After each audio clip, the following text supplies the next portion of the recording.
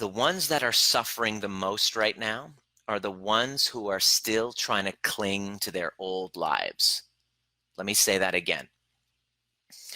The ones who are suffering the most right now are the ones who are still clinging to the hope of their old life, clinging to their old lives, a life that doesn't exist anymore.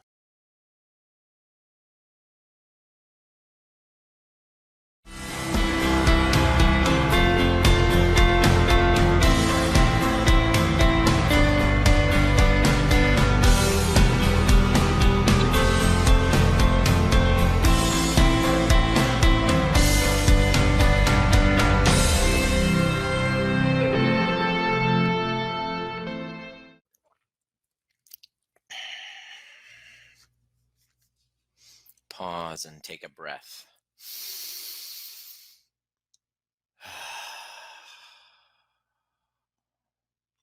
If you're watching on replay, you're going to want to sit down and get comfortable, because we're going to go deep into the truth, touching your hand to your chest and asking if you're safe in this moment. What's up, those of you jumping on? Always look forward to these. Always wonder, what should I share today with you? As these transmissions aren't actually predictable. I have no idea what I'm going to be saying in 1 week. I just know that I trust what's inside here. And my question to you is, do you trust what's inside there? Do you have any connection to what's inside here? What's up, Kim? Leslie? This is the question. Hello, love. Hello, love. It's nice to see you. Diana's here. Everybody give love to Diana. Diana's here, my baby mama. Give her some love. Send it to her. Send her all these great vibes. Mad love from our TP to yours. Yes, Caroline, my dear, on the island. Look forward to seeing those lovely boys of yours someday soon, hopefully. So we're going to be neighbors. Pay attention to your breath. Hey, Lakin, it's good to see you, my dear. Speaking of babies, you had a beautiful little baby of your own. I'm going to get you to sit and just become aware of your breath, becoming aware of the life that's moving through you.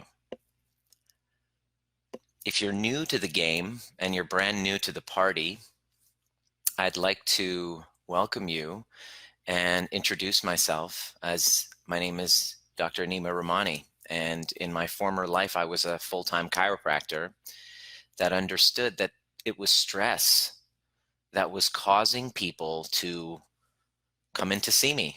In other words, when you go to the doctor or you go to the chiropractor with tension, there's definitely a structural component to it. I absolutely adore the amazing impact of a chiropractic adjustment that just kind of like lights you up. It's like, let me know if you've ever been to a chiropractor and you just absolutely love the way it feels, right?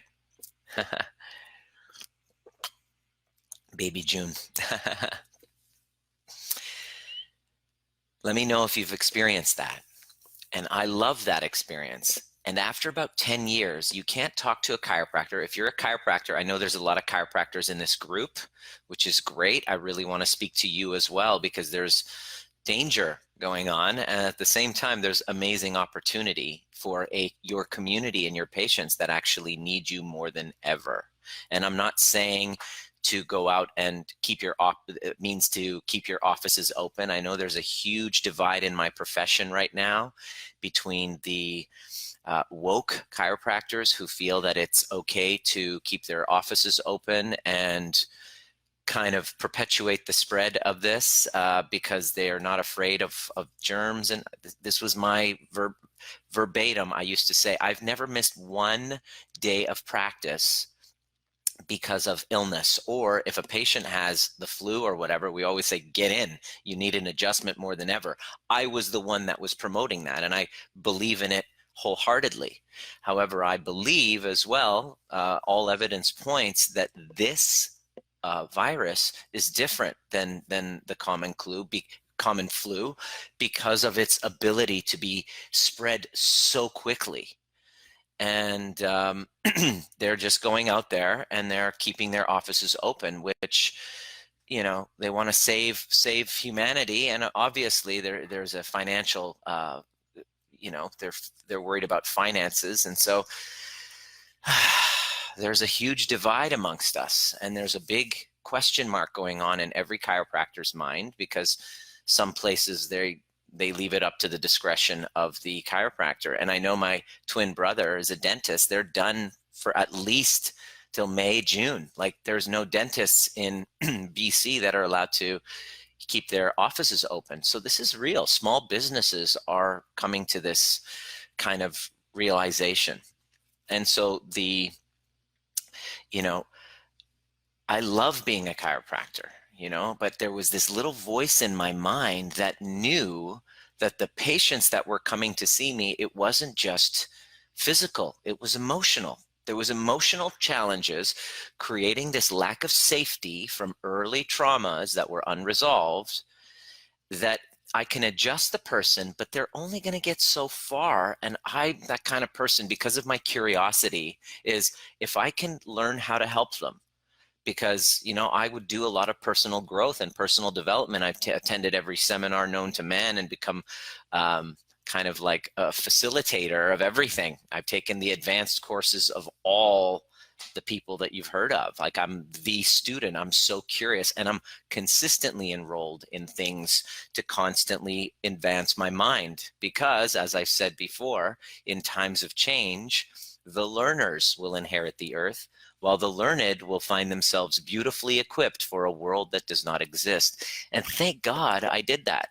I'm looking back and go, wow, it's amazing how much I've invested in this. I know my dad at some point was like, enough of this investment in all of this, put it in real estate.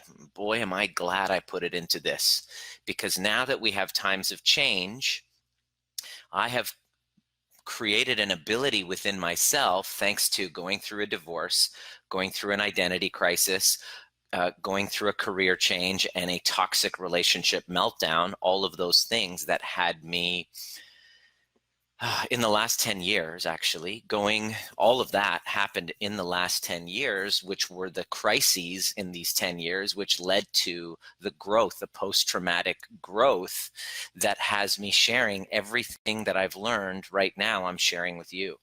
This is what I do for my clients. And now that this crisis has shown up, what is crisis but danger and opportunity? And the thing that's going to determine, the main distinction that's going to determine whether or not you seek danger or opportunity, is your nervous system.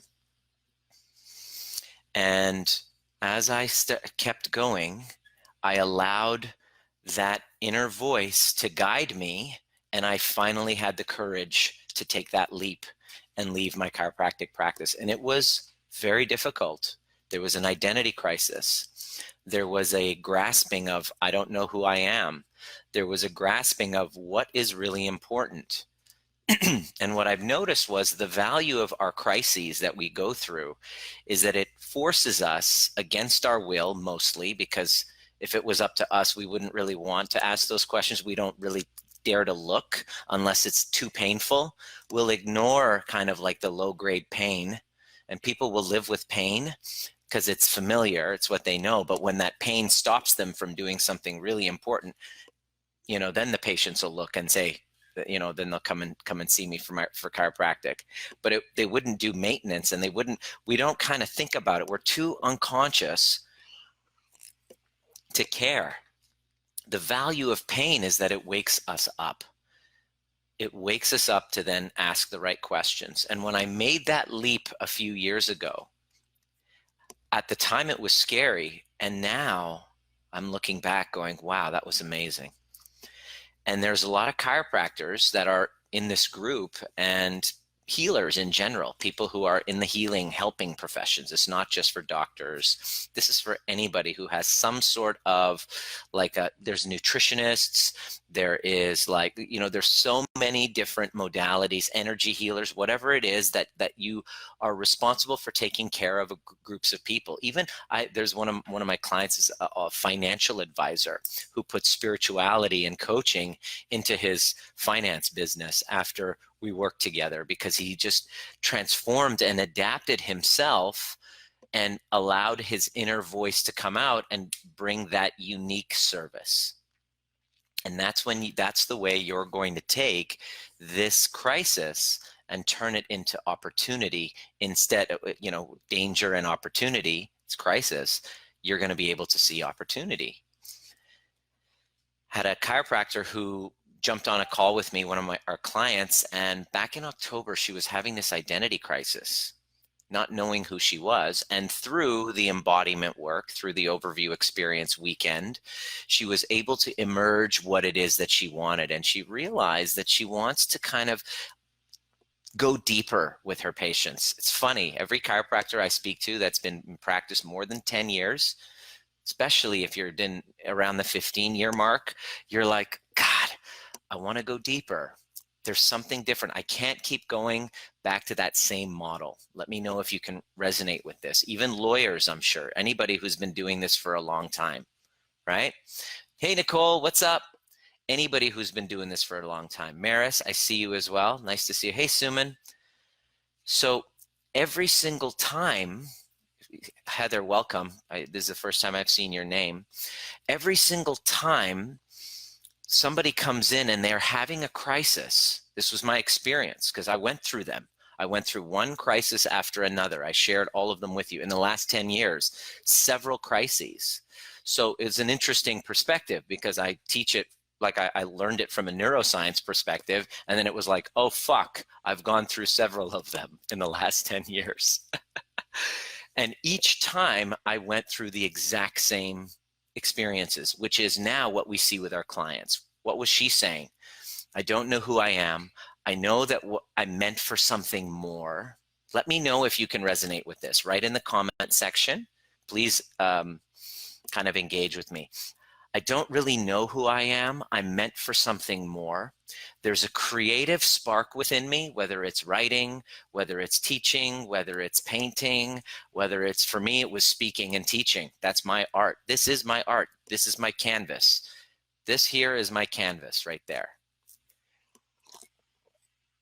I knew that's what it was for me. It was teaching. It's my superpower. It's what I love, right?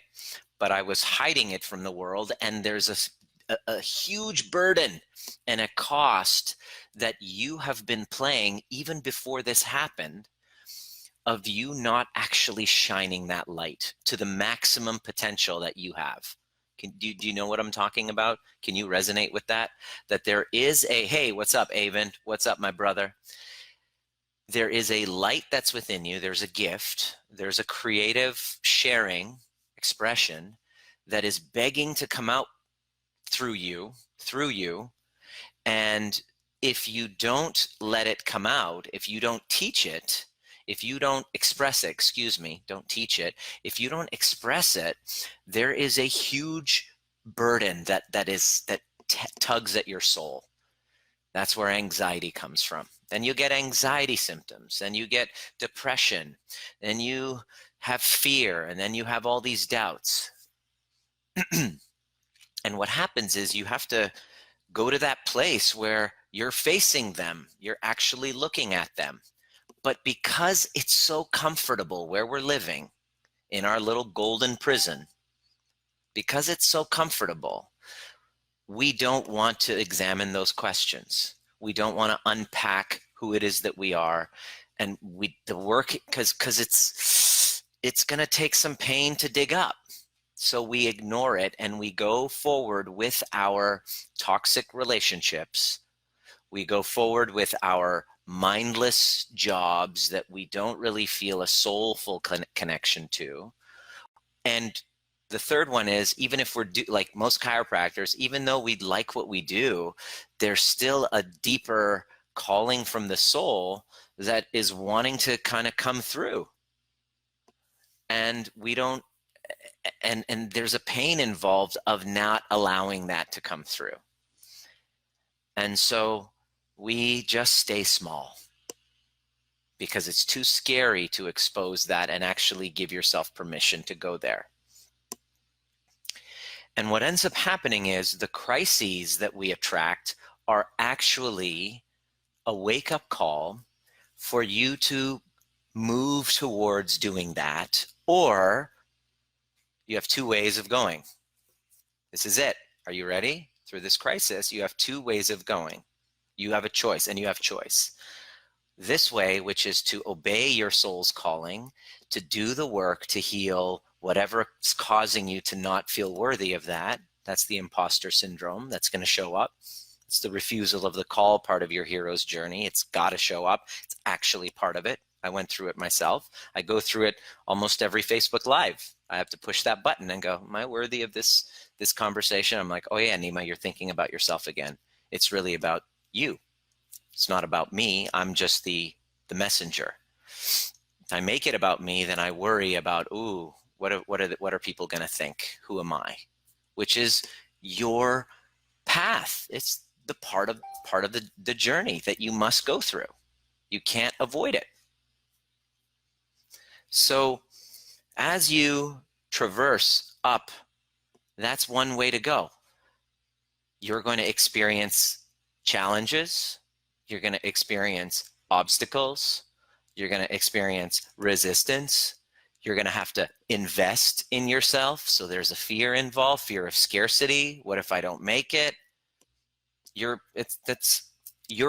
here's my little secret to you about what if I fail? Here's my little secret about that. You will fail. You will fail many fucking times. Constantly, I'm still failing on this path. I'm still failing. It's still happening, all constantly. The difference is I hold the vision whenever the circumstances don't feel so good. And I have to have the ability to separate myself from my ego to do that. So that's option number one. Or option number two, you know what happens to people when they go through crisis. You've seen some of your friends go through divorce.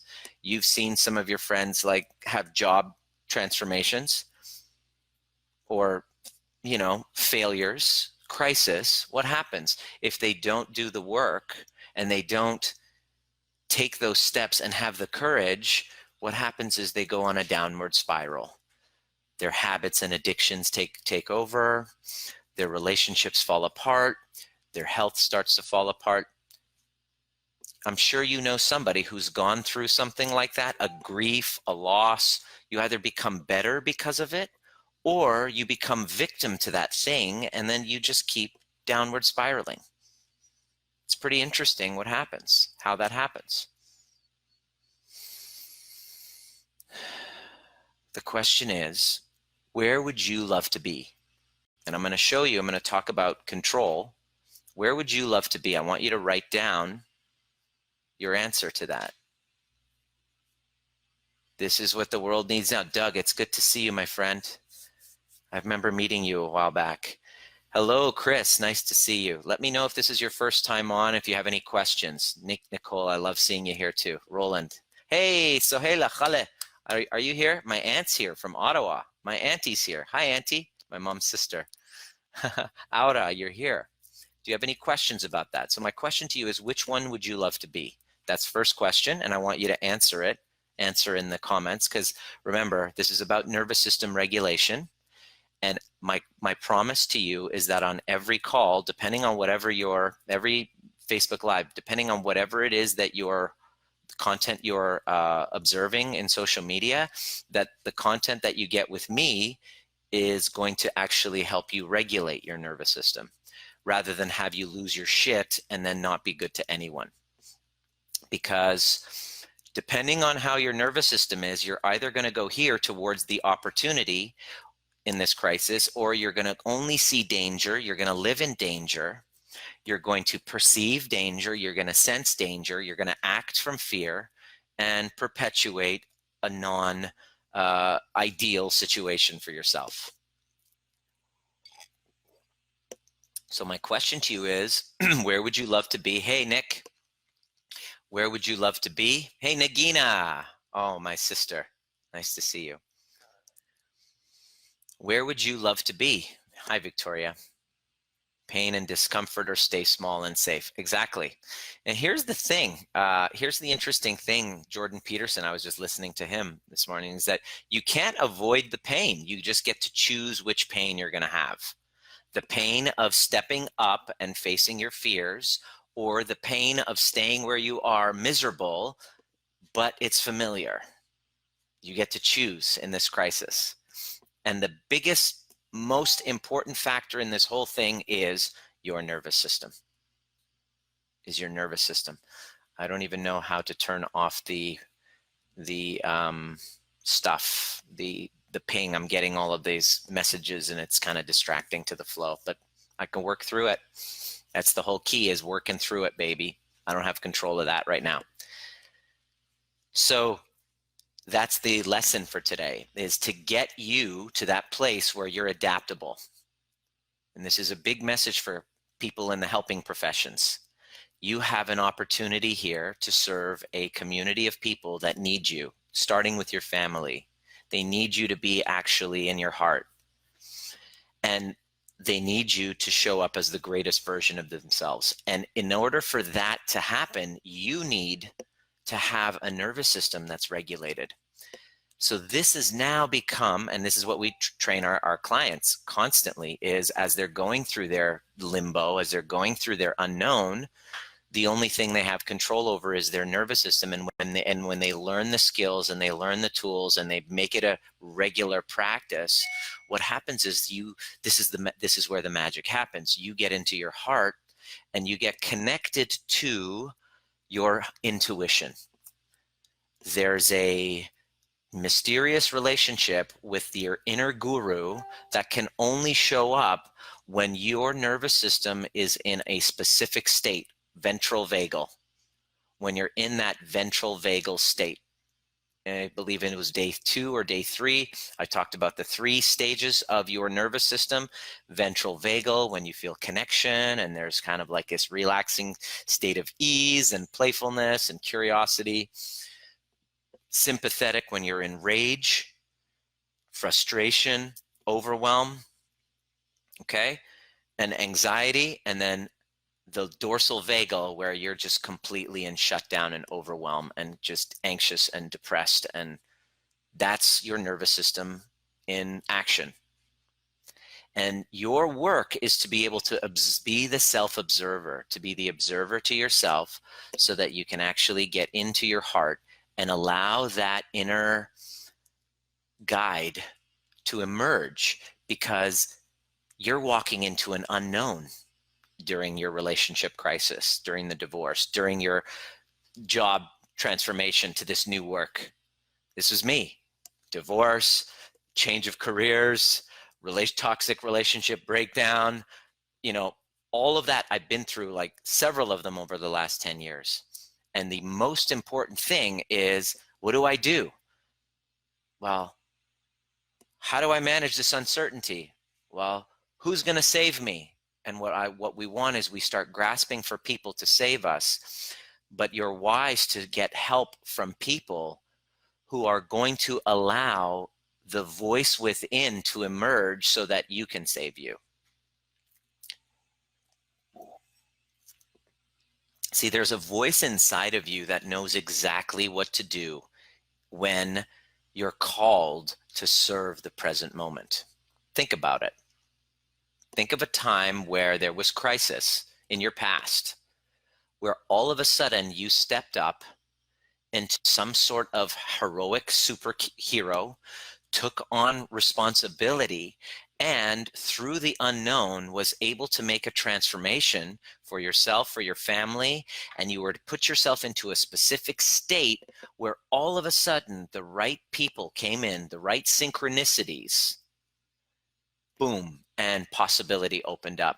Do you remember that? Do you remember when that has happened for you? The only way that you have access to that is when your nervous system is completely regulated. And my promise to you, like I've said in every transmission, if this is your first time, welcome.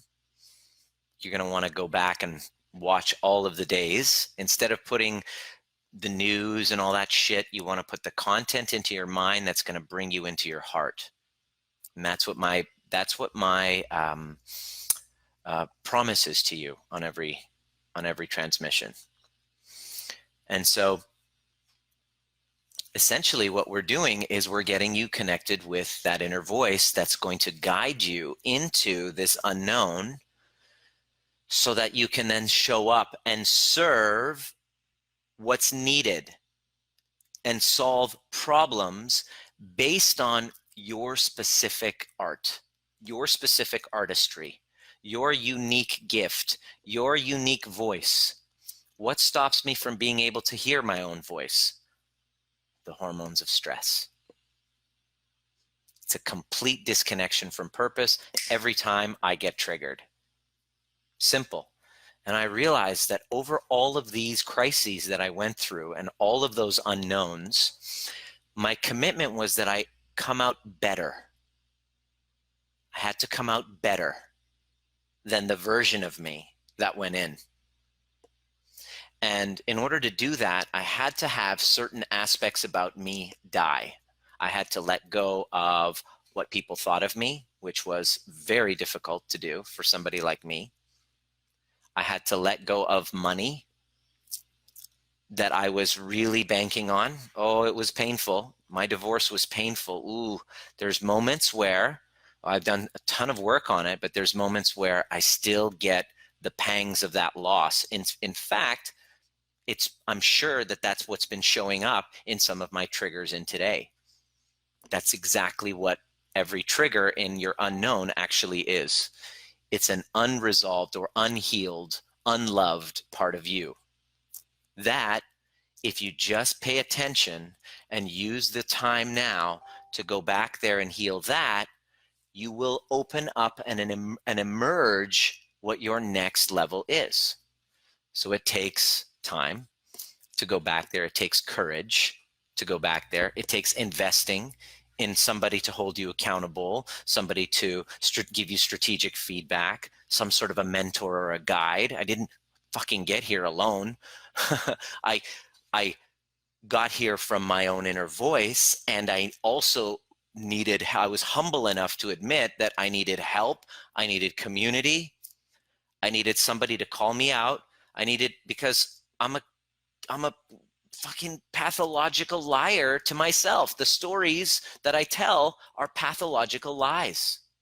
Our egos are pathological liars. They're there to try to convince us to stay in that small golden fucking prison where it's safe and miserable.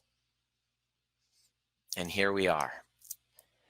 And so today's transmission, that's going to instantly shift your entire physiology, I promise, check in, watch this, is this one statement that I want you to drop into your body and let me know what comes up for you.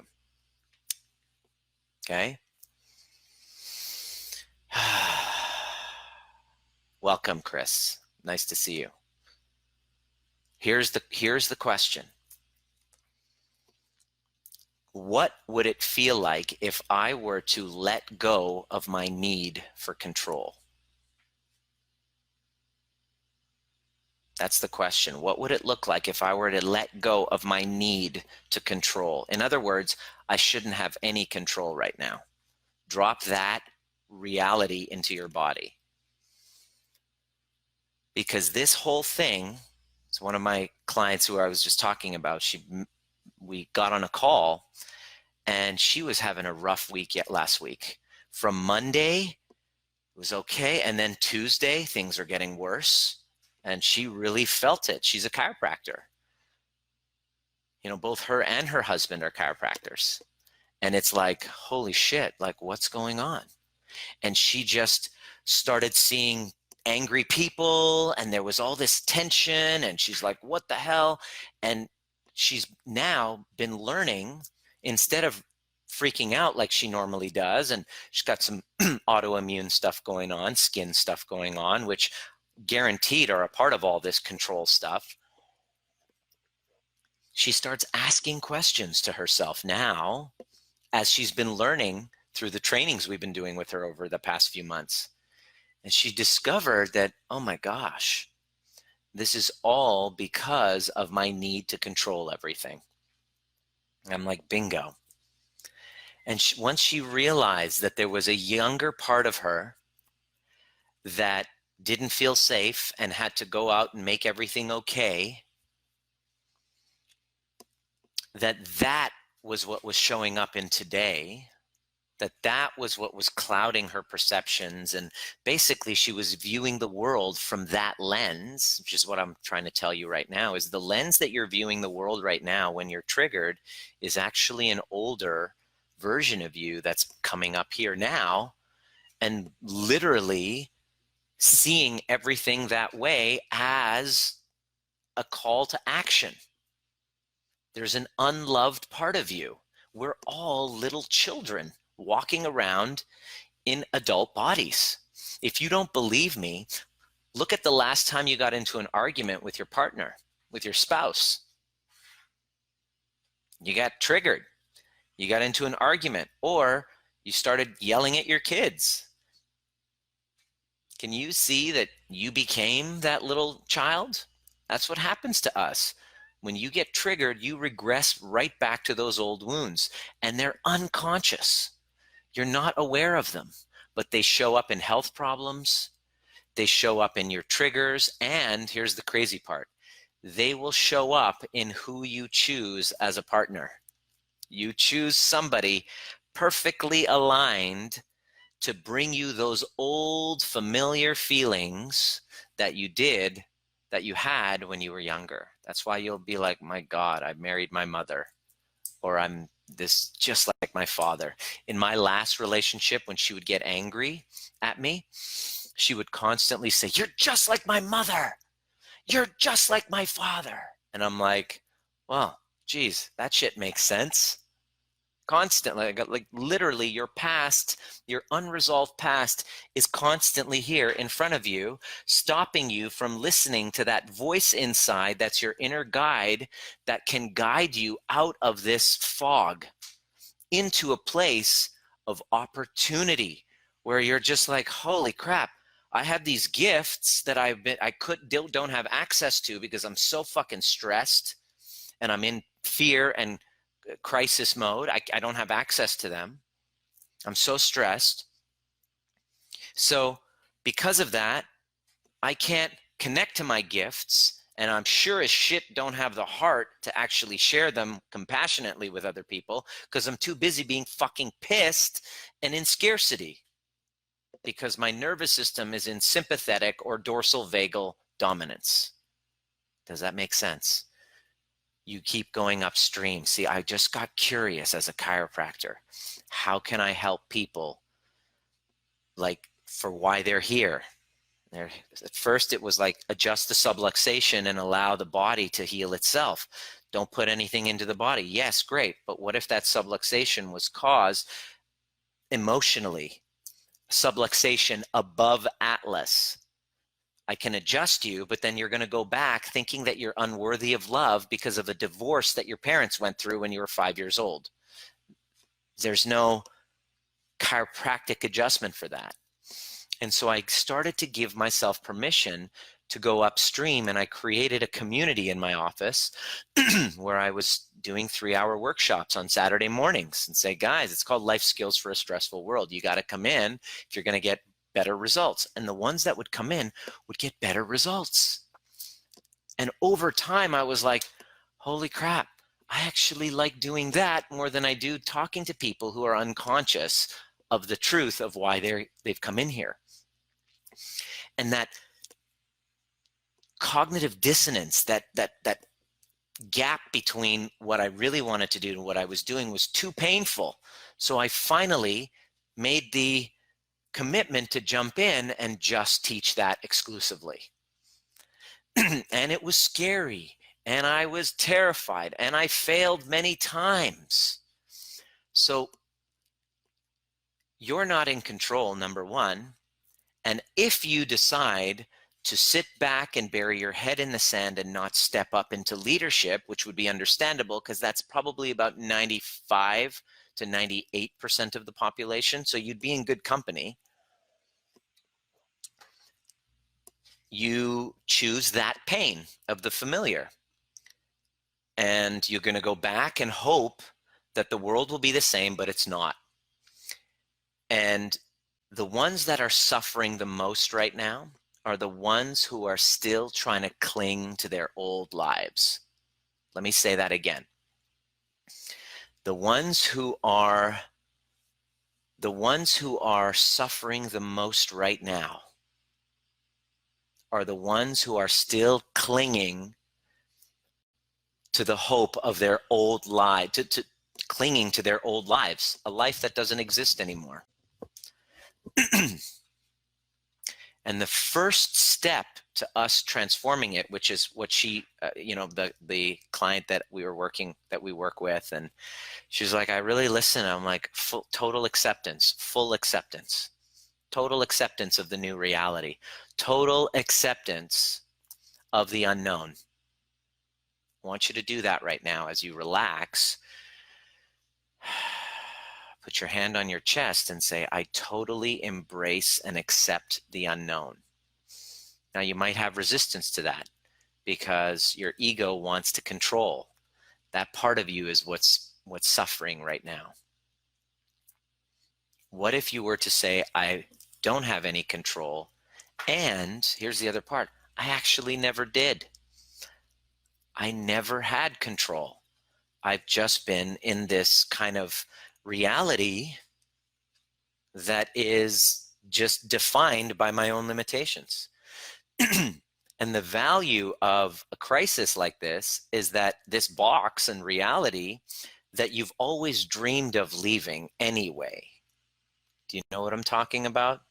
This box of reality that you've always dreamed of leaving to do that thing, you know what the fuck I'm talking about, has now been shaken. Oh no. Where is that reality, the safety? It's gone. But no, I want this again. No, you're suffering the most then. No, I want this again. Keep it here. No. Then you're going to fucking suffer. Your nervous system's fucked, and your kids are looking at you, and all the people that you're trying to lead are looking up at you, and you're still looking for that same model. It's done. I surrender and accept that that old world is done. Does this make sense? And there is such liberation in saying, I have no control. I never did. I created this reality that I thought was my life that I was too afraid to jump out of because of that golden prison, this reality that I was too afraid to step out of because there's fear involved. It's kind of like your nervous system. It's like the cave. It's a cave. You're in a cave. To venture out of that cave would risk danger, threat, tigers. This is primitive, my friends. This is primitive, my friend.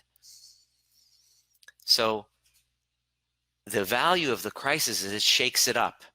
And then if you're dysregulated, you'll say, fuck, what's going to happen? The old life is gone. I'm screwed. We're screwed. Who's to blame? That's it. I'm going to distract myself from actually adapting by endlessly seeking, searching, pointing fingers, playing victim, bad guys, good guys. You can keep doing that. And there's a lot of fucking people doing it. And listen, I'm not convinced that there aren't conspiracies going on, that there is one giant group of powerful elite who do have their hands in the finance, in the healthcare sector. Absolutely. Like I'm 100%, that is 100% plausible. Okay. I'm not asleep to that possibility. I get it. The question I'm asking myself is that endless search for all of that shit not just one gigantic fucking distraction for me to actually go back to me, to prevent me from looking at me. And this is what victims do. This is what we notice with our clients who are stuck at the beginning in their victimhood. Their victimhood state of this has been done to me. Okay, that's what victim is this is to me. It's the lowest form of your spiritual evolution, is when you're stuck in a victim state. This is done to me. Okay, that's where we begin. When I'm hurt, okay, this is done to us, right? The next stage of spiritual development is when you say, this is actually not done to me, it's actually done by me. I'm going to step up. This is what I'm asking you guys to do. Step from that victim, what's happened to me, and then you're going to basically go up to the next stage up, which is a manifester, which is this is happening by me. Fuck what everybody says. I'm going to step up. Fuck this whole noise of victimhood. I'm going to find out what this is really about. This is about my own wounds. That's what we did with our client. She basically was triggered.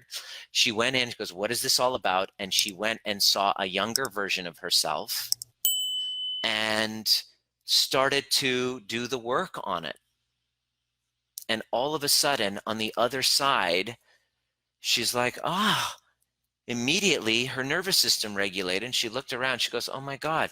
She realized that she'd been living in this reality for ages. And when she reached out to me back in October, she's like, there's something more for me. There's something more for me. And I'm like, okay, good. Let's start working on it. And we start working on it by healing her past. That's the first step to do. That's a little secret. If you want to find out what your next chapter or your next season is, start by rearranging the disorganization in your past, getting complete, which is basically what my entire fucking program is all about.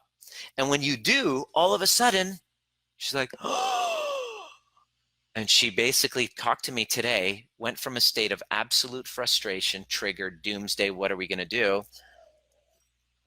And we're getting on a call tonight with a group of other chiropractors, and we're actually game planning turning their practice virtual in a way where she's teaching something that's really meaningful to her, that she's always secretly wanted to do, but hasn't because of fear, because of the golden fucking prison. It's there. And she's like, I just got a text from her. I'm so excited right now. And I'm like, wow, isn't that interesting? You literally went from danger, I don't know who I am, to, oh my God, I'm so excited about the opportunity. And the difference was that shift in the nervous system. This is what it's all about. This is what the universe is calling on you to do. It's shaking it up. And you're only suffering because of the fact that you still want to have control of this fucking thing that you don't really have any control over. Again, I'm pointing to this. You have no control. It's all an ebbs and flows and a divine order happening. And your only way of adapting is to raise your hands up and say, I have no control. I want you to write down, this plane will self-adjust. Can we see that as a possibility, or seem too far-fetched for some of us? Yeah, that's a good one. I want you to write that down. Is that a Gracie t-shirt? Yes, it is. Yes, it is. Nice one. So I want you to write in the comment section, I have no control over what happens, and I love it. I want you to do that. Try that on. I want you to say that. I have no control and I love it. Write that down. I have no control over tomorrow and I love it. I have no control over what the banks do and I love it. I have no control over what other people do, whether they shut down their offices or they keep them open, or people social distance or not, and shaming them or not. I have no control over what people believe. unless they specifically come to me for help and guidance, and I share and I help them identify what their true, what their truth is, right? What they truly believe. I want you to write down, I have no control. Yeah, I have no control. That's your first way of regulating, because you're probably even unconscious in your nervous system right there. If you have the belief, I need to have control, and this is your framework, and you walk into that universe, into that world, into that planet at this moment, and you have that framework, I should have control, when in fact you don't, your nervous system experiences massive resistance, creating alarm in your body because of a previous event that you didn't have control over.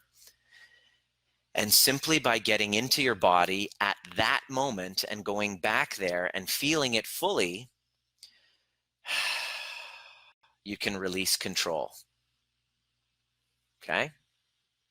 I have no control and I love it. I want you to write that down. Just write it down. I have no control and I love it. So what I'm going to get you to do, we're going to do a little bit of a meditation that's going to awaken this little voice within you that's going to guide you today and this upcoming week. And also, the question that I have for you is, what is your biggest question? I want you to write down, because I'm doing a 5-hour training next Saturday for only 20 people, because we're doing it in a group on Zoom. And you're going to get personalized attention. There's only going to be 20 people. So I'm going to choose, well, I'm not going to choose. It's going to be to the first 20 people that sign up, because it's for my current clients right now. I'm supporting them, going the extra mile. So I'm doing a 5-hour training on Saturday in North America, and it'll be Sunday morning in Australia, New Zealand. And what is it that you absolutely want to walk away with? Because we're going to be going into unconscious programming. We're going to be going into these old triggers that you're actually facing right now, that you've been putting off the sidelines. And for 20 of you, I'm going to actually sit down with you for a 5-hour compression virtual event.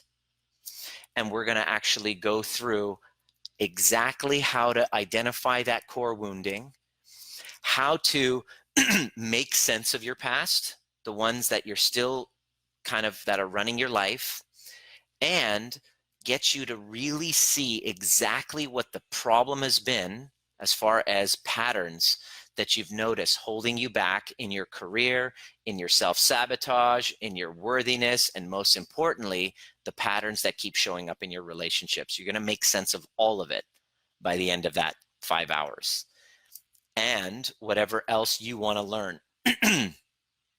Absolutely. And I love it. Just do that. What is it that you specifically, I want you to DM me and let me know if you want to be one of the first 20 that get in on this. It's going to be next weekend. It's going to be a time where we're going to hunker down, and this is the most important time to learn these tools. And so for you who want to actually step into that new realm, you want to actually start exploring what it is that you want to offer your tribe, this new people, so that your people, so that you can actually lead others virtually, but you can't lead people where you haven't yet been. So it's just for the leaders. It's just for the people that really want to get into that leadership. So you're willing to lead people because you've been there yourself. Those are the ones that I'm interested in guiding. Let me know what that would be for you. Can't write it. Interesting. Okay. So we're going to get in and we're going to do this little meditation now, but I want to know, is there any questions that you have? Today's lesson, today's transmission is really about catching and reminding yourself that I have no control and I love it. I have no control and I love it. I shouldn't have control. Reason why that's important for you is because if you can release that, you're not in the past anymore. You'll be able to see opportunities in the present. I have no control. Might have control issues. Nagina, maybe. I'm not sure. I'm not sure if you do. But out of anyone, my dear sister, you are one of the biggest badasses around. Nobody's gonna, I wouldn't mess with you.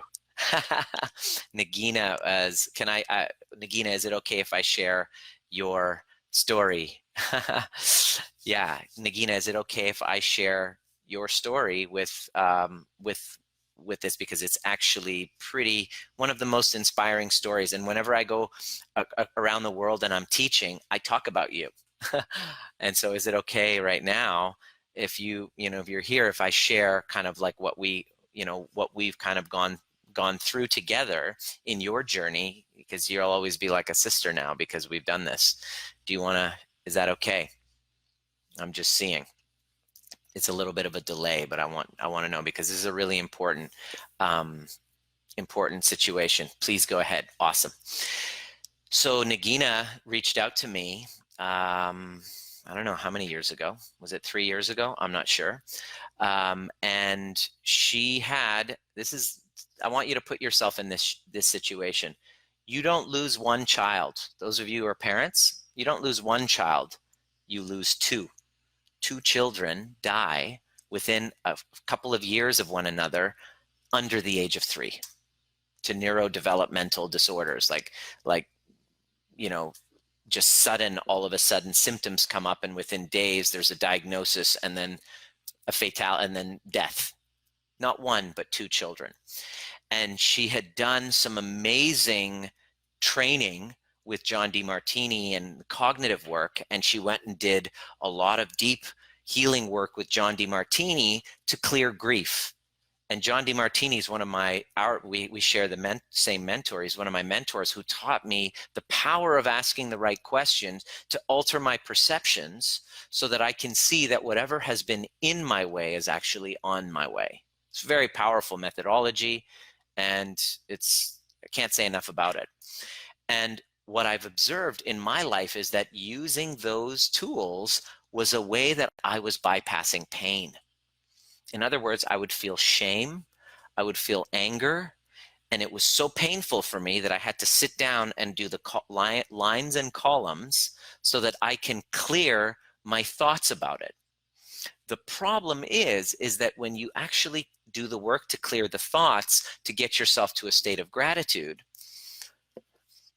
there's a embodiment of trauma that's not actually addressed, that takes more time and work to be able to address. And so she'd done all the cognitive work, but she hadn't reached that stage where she was clear of the resentment and the rage and the anger and the grief in her body. Wasn't gone. So what is 3 years ago?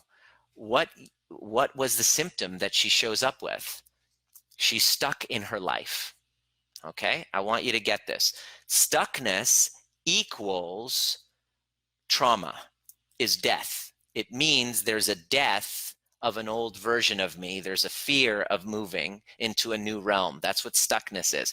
Whenever I get stuck, I'm like, oh, I feel stuck. Oh, there's a fear. I realize I'm like, fuck, there's a fear that I'm not facing. There are feelings that I've been avoiding feeling. There are feelings I'm avoiding feeling. That's what happens when I get stuck. I go into stuckness means dissociation. Stuckness means I'm basically in a state of dorsal vagal because the feelings are so painful. The fears, the resentment, the grief is so painful that I'm going to shut my body off from feeling it. And it works. You don't feel it, but there's a cost to that. You must sedate yourself. You have to numb yourself. Her health wasn't good. There was addictions and smoking and all this stuff going on that was causing her to be completely shut down in her body. And the way that shows up in your career, especially chiropractors, because it's all our energy. You know how it goes. Your career, your business. This is all of this: sales, chiropractic, healing. My effectiveness in my career as a chiropractor, because it's all energy, is all dependent on what's going on inside here of my level of service. Am I that hollow reed that allows universal intelligence, God's love, to flow through me to others? Can I do that? Am I there? That's going to impact. Well, when you're blocked and dissociated from your feelings because they're so painful, which makes sense, right? This is our bodies, our nervous systems are trying to work for us.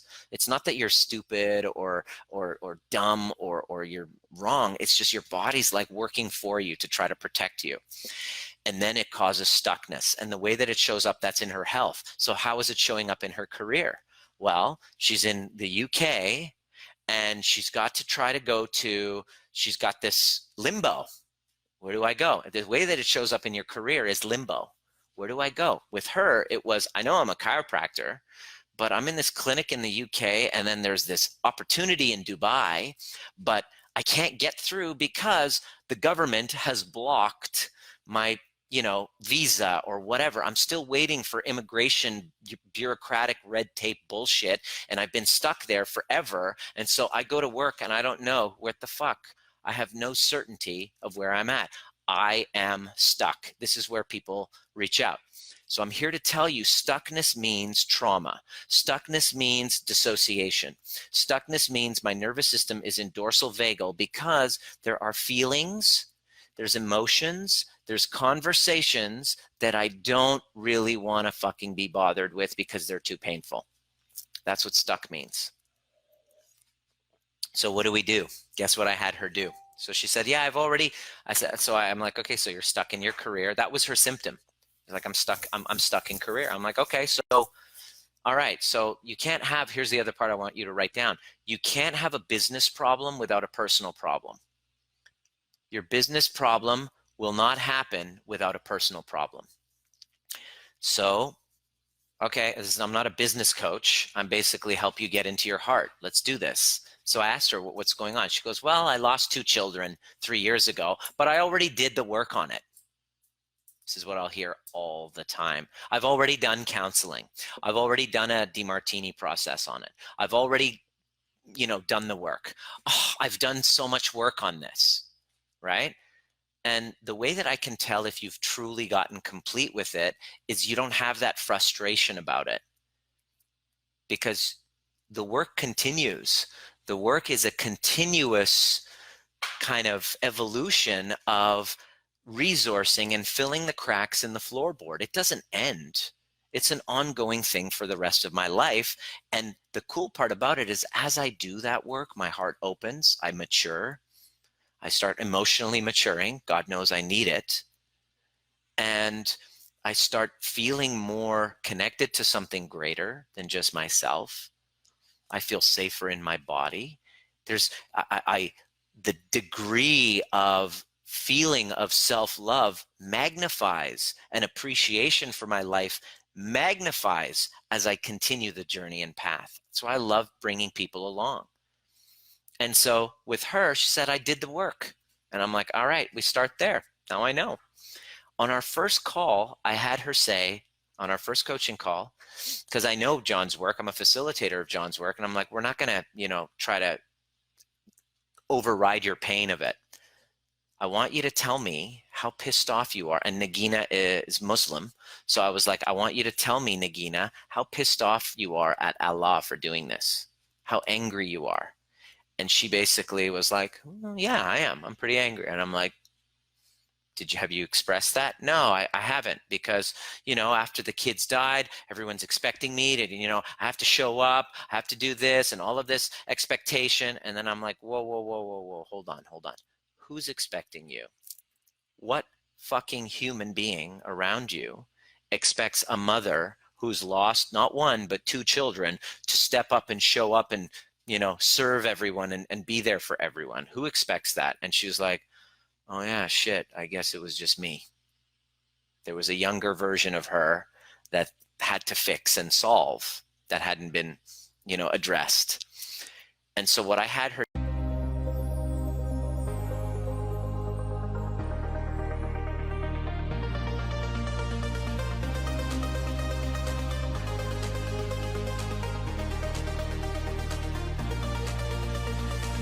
My name is Dr. Nima Rahmany, and you've been listening to the Triggerproof, designed to teach you the most important skill necessary for a dramatically changing world, which is nervous system regulation.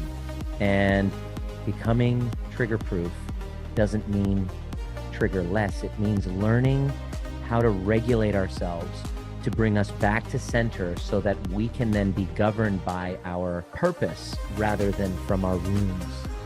Anytime there's reactivity, there's a wound. And if you're curious and inspired to learn more, join us at Breathwork and Badassery or the overview experience. There's a difference between listening to a podcast and actually showing up live and doing the work with a badass community who's all about breaking cycles of intergenerational trauma. It didn't start with you, but it can end with you if you're willing to do the work. See you at the next perfect time.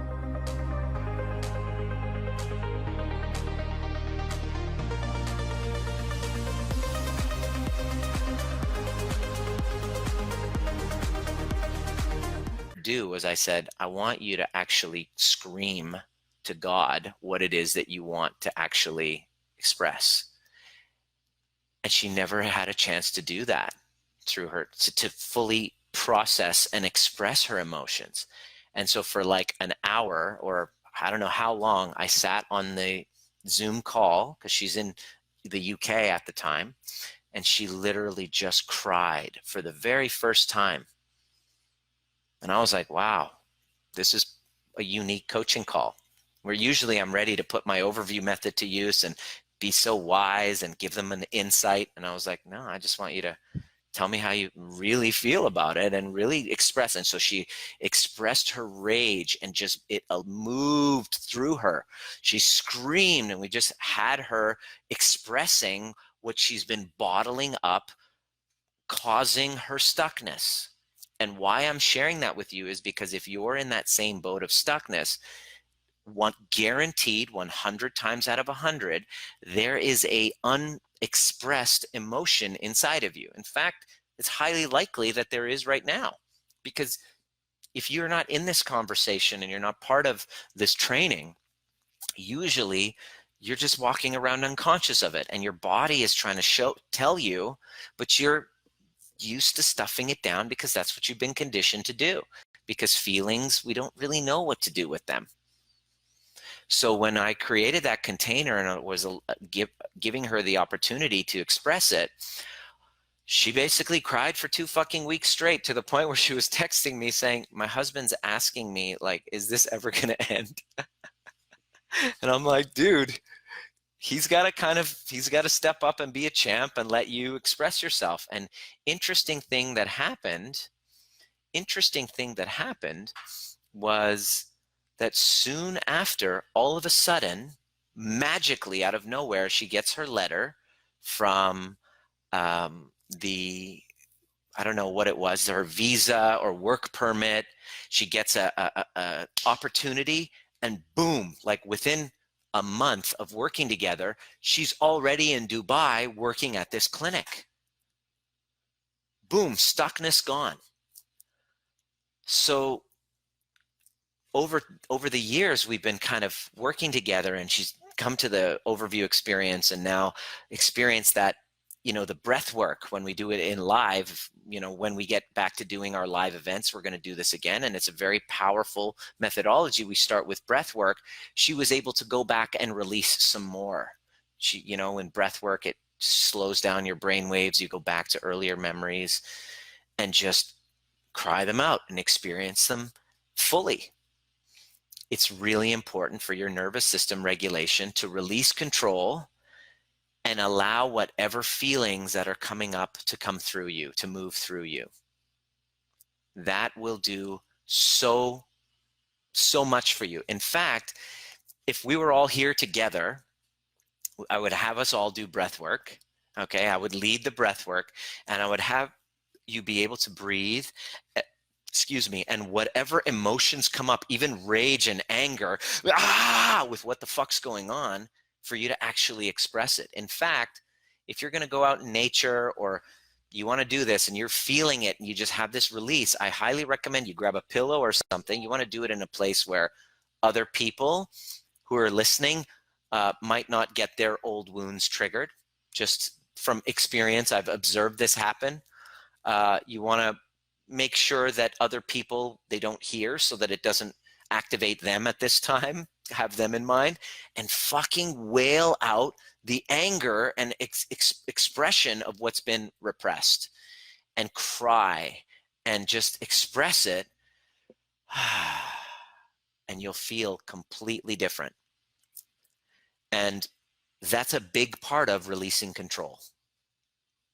Your job is to release control. Release all that control. Has this been relevant for you, Nagina? And so Nagina now, sorry, fast forward, Nagina, she's now a chiropractor in Dubai, helping children with developmental disorders and neurological deficits. And she's like becoming and emerging as a leader in that. And she's no longer ashamed of that story. She leads with that story. In fact, Nagina, can you post your website bio? Because now she shares it with everybody. Whatever she had as her resentment and grief, she literally shares it with an open heart. And she has a very unique story that is not matched by many. And I truly believe she's going to be one of the leaders. Like, you're going to hear about Dr. Nagina Akhtar. Like, you will hear about her again, of the work that she's doing, transforming children's lives with chiropractic care and neurodevelopmental exercises for nervous system rehabilitation. Amazing. And it is such an honor to be on this path with you, Nagina, and you're here, and hopefully I can, hopefully you being here is of service. Justine, welcome, hun. You better go back and watch from the beginning. We had a really interesting conversation about control. So I'm going to invite you right now. What do I need to let go of control of right now that would allow me to be able to see opportunity moving forward? Because if I'm constantly looking back there in hopes I would not lose, I'm not looking at the opportunities for my gain. Thank you, Nagina. Yes, there it is. Check out her website. There it is. That's the link. And it's just an honor to be on this path with you. And I just want to tell you, I see you, and whatever you're going through. And, it's an honor to be kind of literally walking with you, linking arms together. You are a sister to me. Yeah. So what's the question? The question is, I want you to write in the comment section, what am I wise to let go of control of? The illusion of control. I want to say the illusion of control. What do I need to let go of as far as the illusion of control? What would that be? What people think of me? The old stories about my unworthiness? Other people, what do I need to let go of control of? Other people's behavior? If you were to let go of control, imagine what that would do for your nervous system.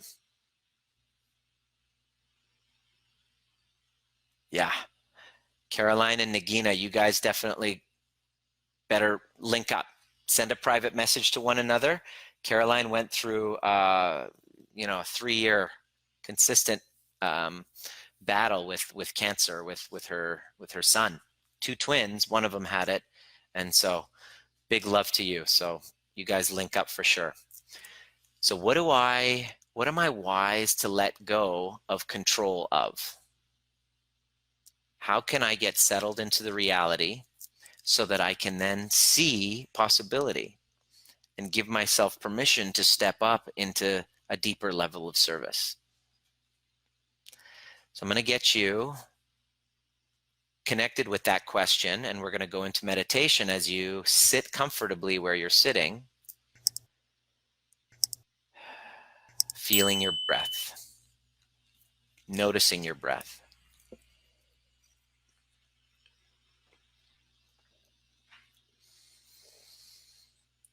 As you breathe, surrendering the exhale, notice how much tension is around your rib cage and how you might have been holding your breath lately.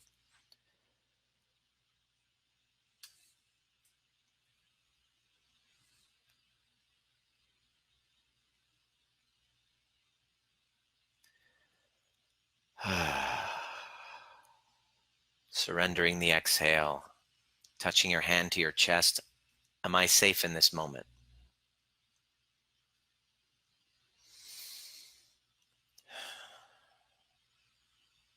Am I safe in this moment?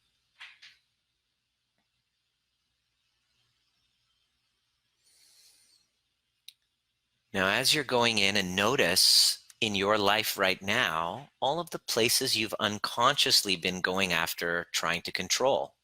Not from a judgmental perspective, but from just a really neutral observer without any story, because you can't really blame yourself for your unconsciousness. Noticing around you what parts in your relationships, with money, with people,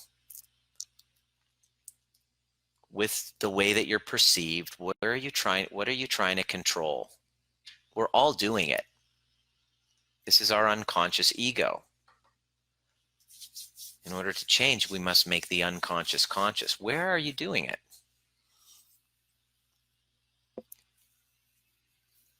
Notice where you're doing it, and notice that at that time that you're doing it, it's because if you can check in to yourself and notice where it shows up actually in your body, you have a feeling that you're not safe, that you need to control.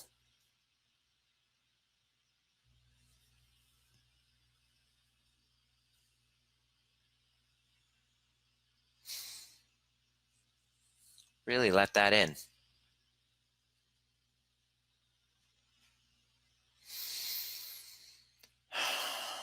Feel in your body where you feel that lack of safety, that alarm.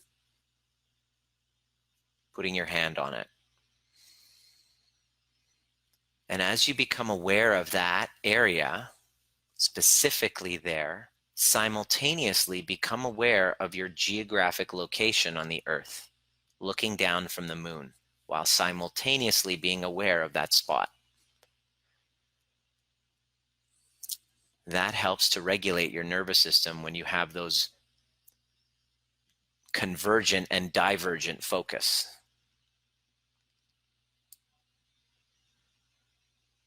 That lack of safety. You're going to go back to an earlier memory that's going to pop up where, as you're sitting in that lack of safety, you're going to see an older version of you, younger version of you from back when, where you have that lack of safety.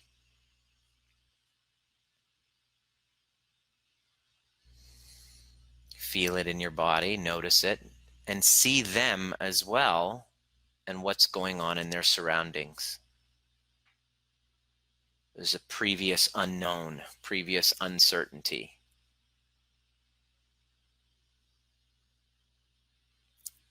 Allow yourself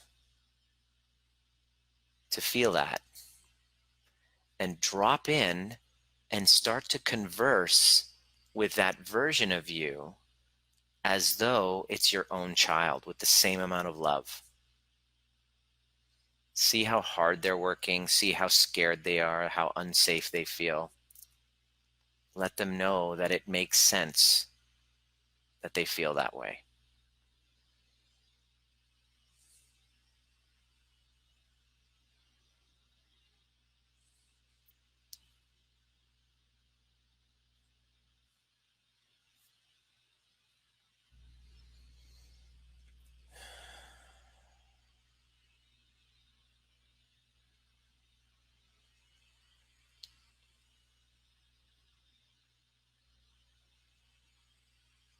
Feel, let them know that you see them. Can you go in and give them a hug with the same amount of affection that you would your own child? I see you. Let them know that all of their feelings are valid and they're safe to express them. As you're holding them, feel their tension in their body as they're feeling those fears. Remember what they were going through at that time. You're going to relax. You're going to feel them actually relax into the awareness of your empathy, that they feel seen. Now that they feel seen, you're going to let them know all the answers to the questions that they have. Will I be okay? Will I be safe? Let them know how they're going to grow from that. What is the message that you have for them? Pay attention to what you're saying.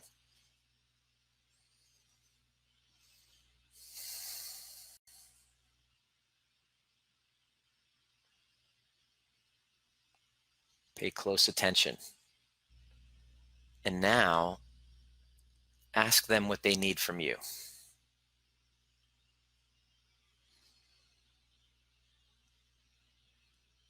And as that awareness shows up, bring them with you, like the ghost of Christmas past, to who you are now.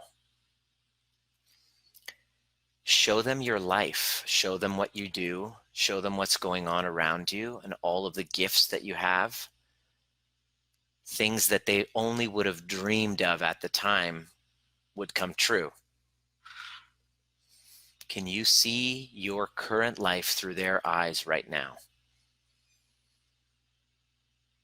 With all their fears.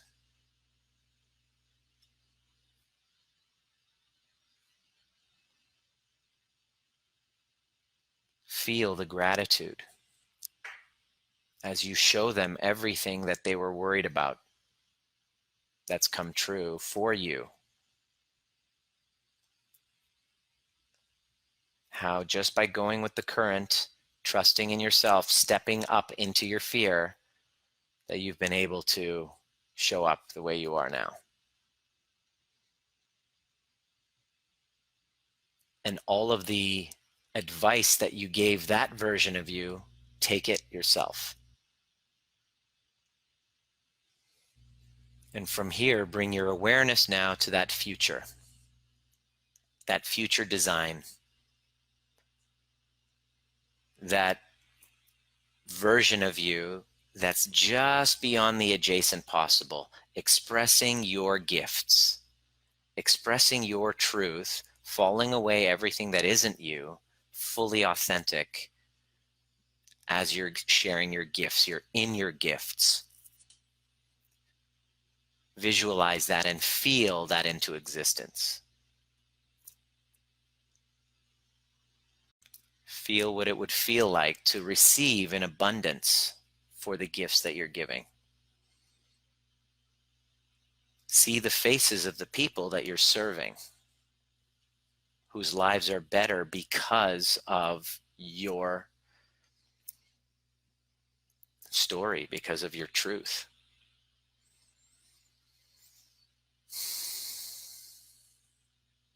And now you're going to ask the universe for a sign that leaves you with no doubt that your call has been answered and there's a two-way communication with that mystical. Ask for that sign now. You can open your eyes. So I'm curious, what was the message that your higher self gave to you? I'm very curious what that would be. As you navigate this unknown, trying to grasp for control, which is an effort to compensate for that lack of feeling of safety. And when you went back and got to the cause of it and really took care of that part of you, what has become available? All of a sudden, now your nervous system feels relaxed because the background kind of state of anxiety that this whole thing is coming through is actually addressed. And so now the resource version of you is present and now sees opportunity. I want to talk to you if you feel called. I want to talk to you if you know that you have gifts that you want to share, but you know that those old stories are in the way, that there's an unconscious programming that continues to have you stopped because of the golden prison, and you're actually ready to take that next step so that you can learn how to regulate yourself and step up for others that need you, whether it's your family or whether it's your tribe or community, and you actually want to learn how to move in that direction, virtually or in person, whichever one that gives you options, as long as you have a heart dedicated to serve and you're willing to face your fears. That's it. Those are the two criteria. You have a heart dedicated to serve and you're ready to face your fears, everything that's ever stopped you. I'm going to be doing a live kind of group call where there's interaction, where I'll be coaching you individually for 20 people. And that's coming up on Saturday or Sunday morning if you're in the Australasia. Let me know if you're actually interested in that, because it'll be going to the first 20 people and it's just a few $100 US, and it's affordable, it's impactful, it's tailor fit to you. You'll be able to find a meditation that actually is completely customized to your own wounding, and you'll be able to use it again and again, and it'll be opening the door down the rabbit hole for your healing in the past so that your future leader is more likely to emerge. Those are the people that I want to talk to. I would like to let go of the worry that there was a civil coup, a cyclone, malaria, meningitis, and cancer. Weather patterns, great. Anyway, so let me know if that was relevant for you, and if you have any questions and what you specifically want help with that you would like to walk away with if you wanted to join us on that on Saturday. I'd love to. It's going to be so much fun for the people that show up, and there's going to be breaks, and you're going to leave with a totally different nervous system. That's my promise, and tools to be able to take it with you moving forward. So we'll see you later tonight. Hopefully that was useful, and I'll see you at the next perfect time. Send me a DM. Make sure you subscribe.